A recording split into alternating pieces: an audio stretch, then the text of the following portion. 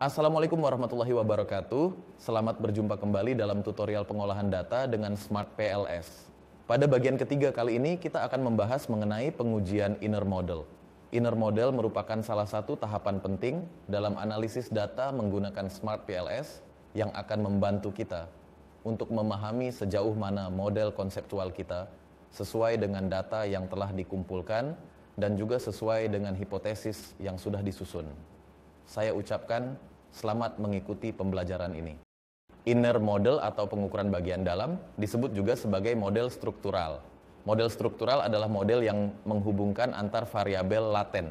Dalam pengukuran model struktural PLS-SEM, terdapat beberapa kriteria yang harus dinilai, yaitu pertama, R2 variabel laten endogenous.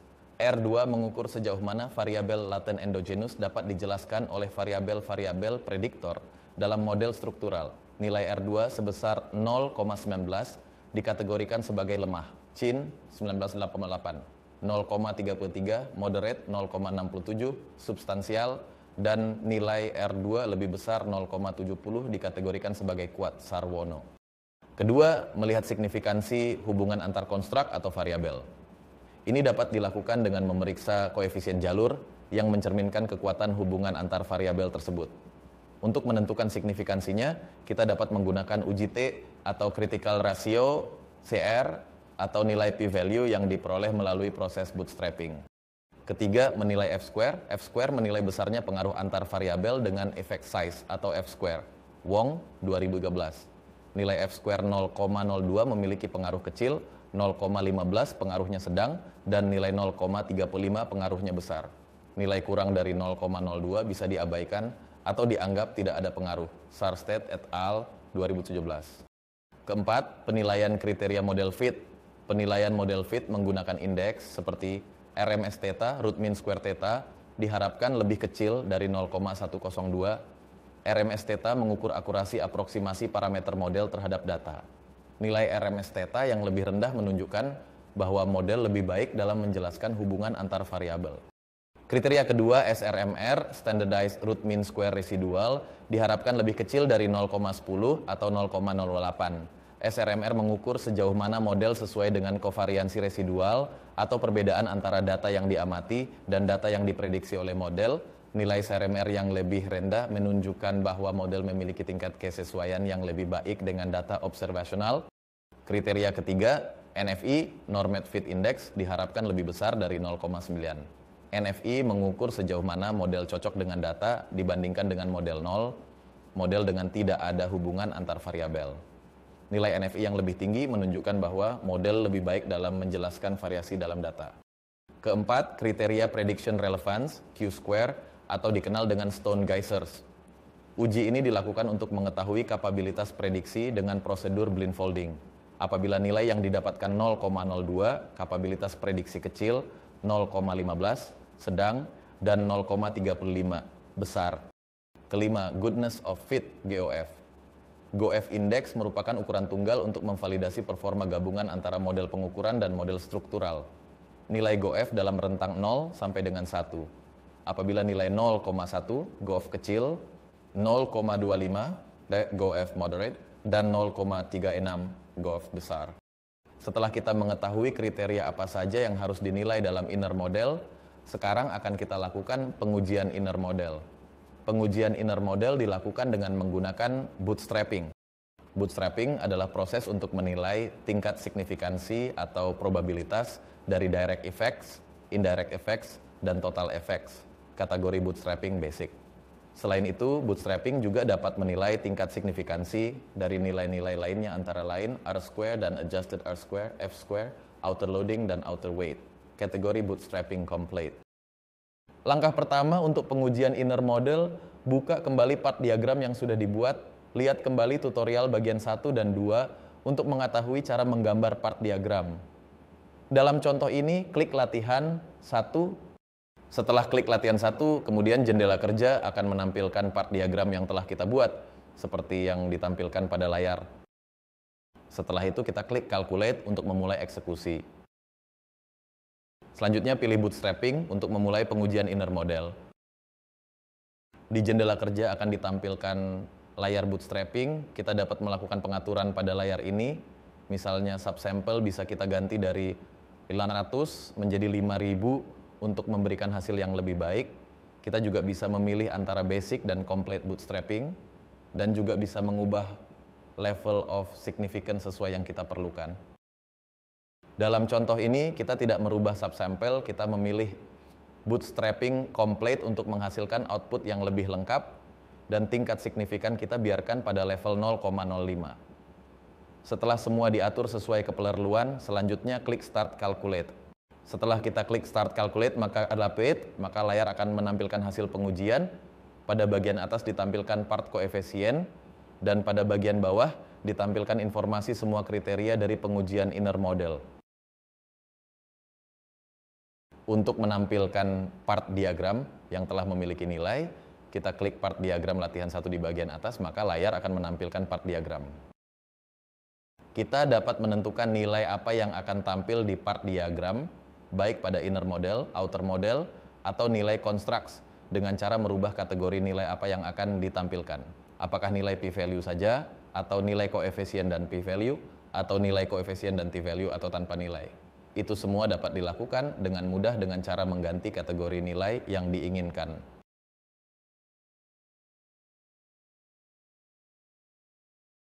Selanjutnya kita akan menginterpretasi hasil dari inner model, yaitu nilai koefisien jalur, nilai R-square, nilai adjusted R, nilai F-square, dan nilai fit model.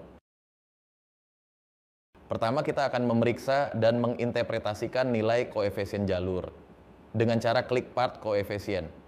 Karena model ini memiliki variabel mediasi, maka ada 3 koefisien jalur, yaitu pengaruh langsung, pengaruh tidak langsung, dan pengaruh total. Pertama, akan kita periksa dulu koefisien pengaruh langsung atau direct effect. Berdasarkan hasil yang ditampilkan dapat dilihat terdapat 5 pengaruh langsung. Dan semua memiliki pengaruh yang signifikan karena nilai p-value lebih kecil dari 0,05. Kecuali pengaruh leader member exchange terhadap kinerja yang memiliki pengaruh yang tidak signifikan karena nilai p-value sebesar 0,258. Yang lebih besar dari 0,05. Hasil analisis menunjukkan bahwa kepemimpinan inklusif memiliki pengaruh positif dan signifikan terhadap tingkat keterlibatan kerja dengan koefisien pengaruh sebesar 0,570 atau 57% dan nilai p-value yang sangat rendah 0,00 yang jauh lebih kecil dari 0,05. Ini mengindikasikan bahwa semakin tinggi penerapan kepemimpinan inklusif, semakin tinggi pula tingkat keterlibatan kerja karyawan. Berikutnya kita akan memeriksa pengaruh tidak langsung atau indirect effect. Dengan cara klik pada menu spesifik indirect effect, maka layar akan menampilkan nilai pengaruh tidak langsung. Di sini dapat kita lihat terdapat 2 pengaruh tidak langsung, yaitu pengaruh kepemimpinan inklusif terhadap kinerja pegawai melalui keterlibatan kerja, dan yang kedua, pengaruh leader member exchange, LMX, terhadap kinerja pegawai melalui keterlibatan kerja. Kedua pengaruh tidak langsung ini adalah signifikan dilihat dari nilai p-value yang lebih kecil dari 0,05. Artinya keterlibatan kerja dapat memediasi pengaruh kepemimpinan inklusif dan LMX terhadap kinerja. Selanjutnya akan kita periksa pengaruh total dengan cara klik menu Total Effect. Maka layar akan menampilkan pengaruh total sebagai berikut. Pengaruh total adalah penambahan nilai pengaruh langsung dan pengaruh tidak langsung. Dalam model ini ada 2 pengaruh total yang melibatkan pengaruh tidak langsung, yaitu pengaruh kepemimpinan inklusif terhadap kinerja sebesar 0,612 dan pengaruh LMX terhadap kinerja sebesar 0,242, di mana keduanya melibatkan pengaruh tidak langsung dari keterlibatan kerja dan kedua pengaruh total ini signifikan. Selanjutnya kita akan periksa nilai koefisien determinasi, R-square. R-square menilai seberapa besar konstruk endogen dapat dijelaskan oleh konstruk eksogen. Nilai R-square diharapkan antara 0 sampai dengan 1. Nilai R-square sebesar 0,75 menunjukkan model kuat, 0,50 moderat, dan 0,25 menunjukkan model lemah. R² substruktural 1 sebesar 0,693, artinya keterlibatan kerja dapat dijelaskan oleh kepemimpinan inklusif dan LMX sebesar 69,3%. Ini artinya kemampuan variabel eksogen dalam menjelaskan variabel endogen adalah moderat. Selanjutnya, R² substruktural 2 adalah sebesar 0,740. Artinya, kinerja pegawai mampu dijelaskan oleh kepemimpinan inklusif, LMX, dan keterlibatan kerja sebesar 74% atau masih dalam kategori moderat. Adjusted R² adalah nilai R² yang telah dikoreksi berdasarkan nilai standar error. Nilai adjusted R² memberikan gambaran yang lebih kuat dibandingkan R² untuk menilai kemampuan konstruk ekogen dalam menjelaskan konstruk endogen. Chin memberikan kriteria nilai adjusted R² sebesar 0,67 kuat, 0,33 moderat, dan 0,19 lemah. Chin 1998. Untuk memeriksa nilai R² adjusted, kita klik menu R² adjusted dan layar akan menampilkan nilai R² adjusted. Dapat dilihat bahwa nilai R² adjusted baik untuk substruktural 1 dan substruktural 2 lebih besar dari 0,67. Artinya kemampuan variabel eksogen secara simultan dalam menjelaskan variabel endogen adalah kuat. Maka dalam hal ini kita lebih memilih nilai R² adjusted dibandingkan nilai R². Selanjutnya kita akan memeriksa nilai F². Nilai F² menilai besarnya pengaruh antar variabel dengan efek size, Wong 2013. Nilai F² 0,02 sebagai kecil, 0,15 sebagai sedang, dan nilai 0,35 sebagai besar. Nilai kurang dari 0,02 dapat diabaikan atau dianggap tidak ada efek. Sarsted 2017. Berdasarkan tabel nilai F² yang efek size besar dengan kriteria F² lebih besar dari 0,35 adalah pengaruh kepemimpinan inklusif terhadap keterlibatan kerja. Sementara pengaruh yang lain berada dalam kategori sedang dan terdapat satu pengaruh yang harus diabaikan, yaitu pengaruh LMX terhadap kinerja pegawai karena nilai F²-nya sangat rendah. Selanjutnya kita periksa model fit. Berdasarkan penjelasan dari situs Smart PLS, batasan atau kriteria model fit antara lain nilai RMS theta lebih kecil dari 0,102, nilai SRMR lebih kecil dari 0,10 atau lebih kecil dari 0,08 dan nilai NFI lebih besar dari 0,9. Untuk mendapatkan nilai model fit yang lengkap kita peroleh dari hasil PLS algorithm. Caranya buka kembali part diagram, kemudian klik calculate, selanjutnya pilih PLS algorithm, abaikan yang lain, kemudian klik start calculate, tunggu beberapa saat dan layar akan menampilkan hasil. Klik model fit, di bagian bawah layar akan menampilkan fit summary dan RMS theta. Berdasarkan hasil yang tampilkan, dapat kita lihat bahwa nilai SRMR sebesar 0,07 lebih kecil dari 0,010. Maka dengan kriteria SRMR model dikatakan fit, namun nilai NFI sebesar 0,768 lebih kecil 0,9 serta nilai RMS theta sebesar 0,196 lebih besar dari 0,1, maka secara umum model ini dianggap kurang fit. Terdapat asumsi atau syarat pada analisis inner model dengan PLS adalah tidak terdapat masalah multikolinearitas atau interkorelasi yang kuat antar variabel laten.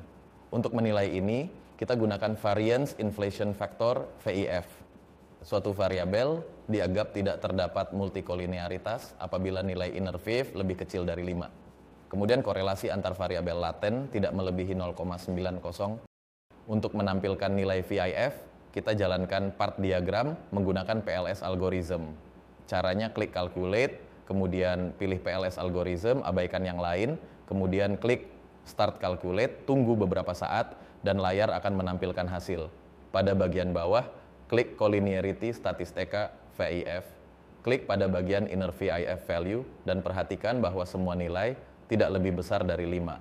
Dengan demikian, model ini tidak terdapat multikolinearitas yang tinggi. Kesimpulan bahwa model tidak terdapat multikolinearitas yang tinggi didukung juga oleh nilai korelasi antar variabel laten yang tidak melebihi dari 0,9. Dengan demikian secara umum model ini telah memenuhi asumsi inner model, yaitu tidak terdapat multikolinearitas. Sebagaimana telah dijelaskan bahwa terdapat 3 perhitungan utama menggunakan Smart PLS, yaitu PLS algorithm, bootstrapping, dan blindfolding. PLS algorithm dan bootstrapping telah kita jalankan. Dan sekarang kita akan menjalankan blindfolding. Namun sebelumnya kita perlu tahu apa itu blindfolding dan apa fungsinya. Blindfolding adalah analisis yang digunakan untuk menilai tingkat relevansi prediksi dari sebuah model konstruk. Proses analisis tersebut menggunakan nilai Q-square. Jika Q-square lebih besar dari 0,05, maka dapat disimpulkan bahwa model konstruk adalah relevan. Artinya, variabel-variabel eksogen yang digunakan untuk memprediksi variabel endogen sudah tepat. Untuk perhitungan caranya buka part diagram, klik calculate dan pilih blindfolding. Jika omission distance mengeluarkan warna merah, naikkan nilainya sampai hilang warna merah, klik start calculate. Perhatikan semua nilai Q2 lebih besar dari 0,05, maka model konstruk adalah relevan. Artinya, variabel eksogen yang digunakan untuk memprediksi variabel endogen sudah tepat. Terima kasih atas kesetiaan dan antusiasme Anda dalam menonton tutorial ini. Kita telah berhasil menggali langkah-langkah awal pembuatan proyek baru, tutorial bagian 1, menguji outer model, bagian 2, dan inner model dan blindfolding, bagian 3. Jika Anda menikmati dan mendapatkan manfaat dari tutorial ini, jangan ragu untuk memberikan dukungan dengan menyukai video ini, membagikannya kepada teman-teman Anda, dan memberikan komentar untuk berbagi pandangan atau pertanyaan Anda. Terima kasih sekali lagi atas waktu dan perhatian Anda. Semoga tutorial ini dapat membantu Anda dalam perjalanan pengembangan proyek Anda. Sampai jumpa di tutorial selanjutnya.